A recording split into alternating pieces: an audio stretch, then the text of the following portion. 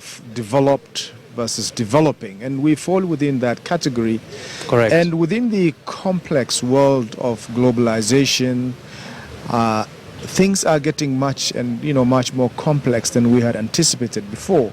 As I mentioned, the world met in the US in 2015 to arrive at the new Sustainable Development Goals, also referred to as Agenda 2030. Yeah. But how to achieve those goals, the financing of it, have not been quite thought through, and the World Trade Organization rules that were set up before this agenda was discussed do not actually help in dealing and developing some of these goals. So one of the things that we expect out of UCTAD is to see how we can redraw plans, especially as it relates to the issues of trade, which is a very important component of achieving those goals, to actually align with the achievement of these goals that were set by the UN.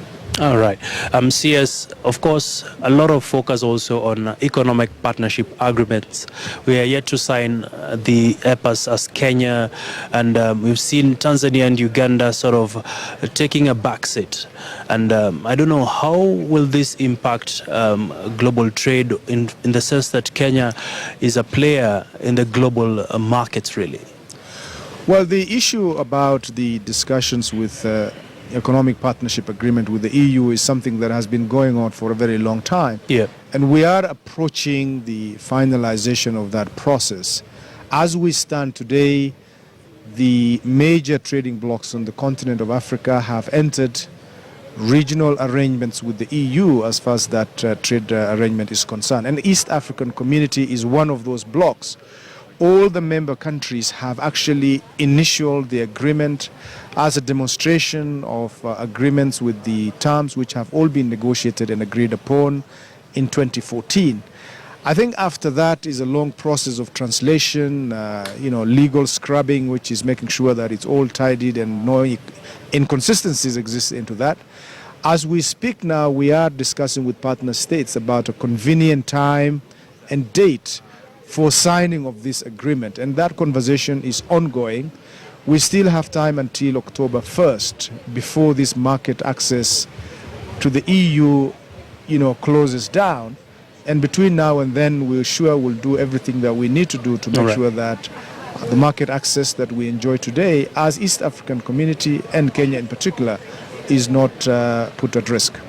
So what are some of the implications if Kenya is to go it alone and sign, forgetting about the two other countries? Just paint for us a picture of this.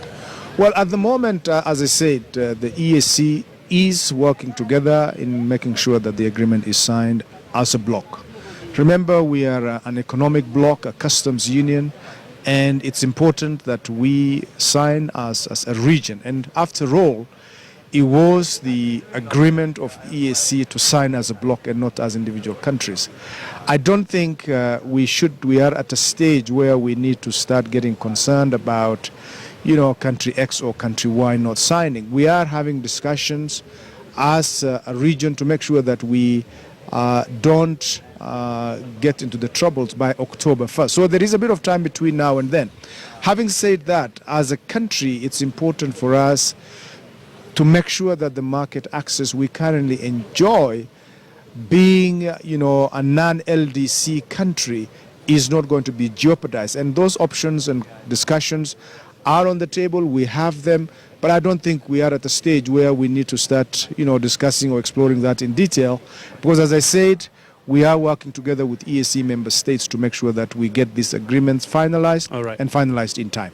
Finally, Aidan, what's your parting shot from UCTAD? What is that one thing you'd like to see Kenya winning out of this conference?